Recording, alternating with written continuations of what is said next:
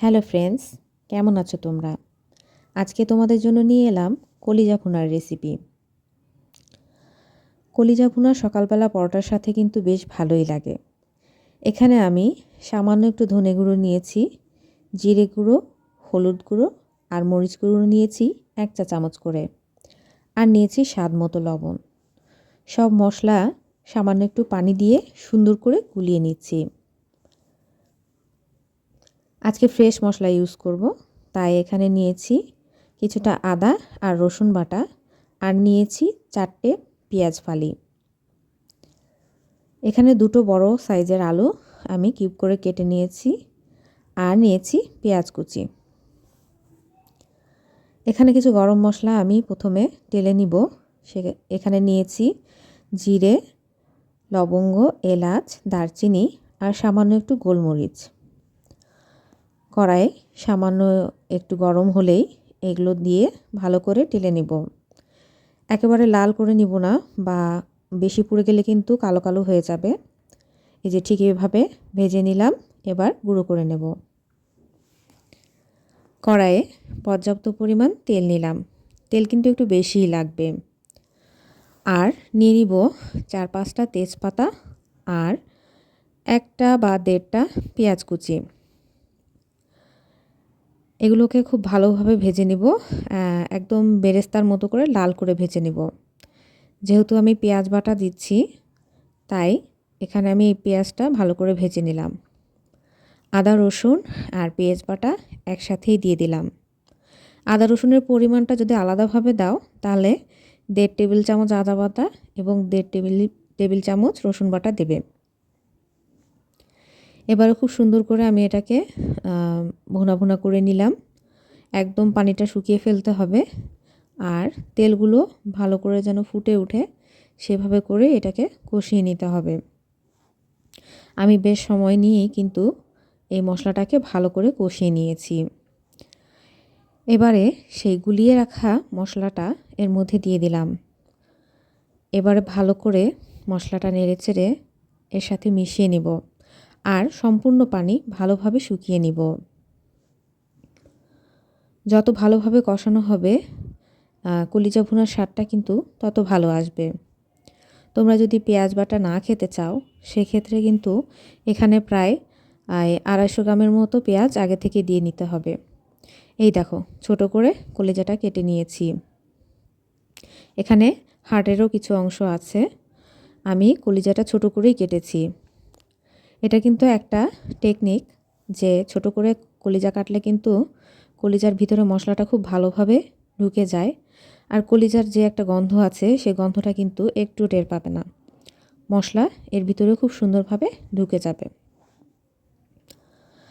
কলিজাটা সুন্দর করে পানি ঝরিয়ে রেখেছিলাম। এবার আমি সম্পূর্ণ কলিজাটাই দিয়ে দিলাম। এখানে 1 কেজির মতো কলিজা নিয়েছি আমি। সুন্দর ভালোভাবে এই কলিজাটাকে মশলার সাথে মিশিয়ে নিব। আমি কিন্তু কলিজা যতক্ষণ কষানো না হয় ভালো মতো, ততক্ষণ পানি অ্যাড করব না। সুন্দরভাবে এটাকে ভালো করে কষিয়ে নিব। তোমরা চাইলে কিন্তু এখানে কলিজাটা আগে থেকে সিদ্ধ করেও নিতে পারো। যে মশলাটা, গরম মশলাটা গুঁড়ো করে রেখেছিলাম, তার অর্ধেকটা এখন দিয়ে দিব, আর বাকি অর্ধেকটা দিব রান্না শেষ হলে। দেখো, আমি কিন্তু কোনো পানি এর মধ্যে দেইনি। কলিজা থেকেই এই পানিটা বের হয়েছে। মনে হচ্ছে আরও পানি বের হবে। সুন্দর করে কষিয়ে নিতে হবে। মিডিয়াম হাই হিটে ভালো করে এটাকে কষিয়ে নেবে, আর বারবার নাড়াচাড়া করতে হবে, কারণ কলিজা কিন্তু খুব তাড়াতাড়ি কড়াইয়ের নিচে ধরে যায়। আর যদি ধরে যায় তাহলে কিন্তু পোড়া পোড়া একটা স্বাদ আসবে, যেটা মোটেও ভালো লাগবে না। আলু কুচিগুলো দিয়ে দিলাম এর মধ্যে। আলু যদি আরেকটু বড় নাও তাহলে ভেজে দিবে, তাহলে বেশি টেস্ট হবে। আজকে আমি ভাজলাম না, আলুগুলো ছোটোই কেটেছি কলিজার সমান করে। আর এই যে দেখো, আমি এখনও এটাকে ভালো করে ভাজতেছি। সুন্দরভাবে তেল ফুটে ওঠা পর্যন্ত আমি কিন্তু এই কলিজাটাকে ভাজতেই থাকবো। এখনও পর্যন্ত আমি কিন্তু কলিজাতে কোনো পানি দেইনি। খাসির কলিজা, গরুর কলিজা রান্নার প্রসেসটা কিন্তু প্রায় একই রকম। তাই যত ভাজা ভাজা করবে, কষাবে, ততই কিন্তু মজা লাগবে। আমি ভালোভাবে নেড়ে চেড়ে একদম পানি শুকিয়ে ফেলেছি। ঠিক এই পর্যায়ে আমি এখানে গরম পানি দিয়ে দিব।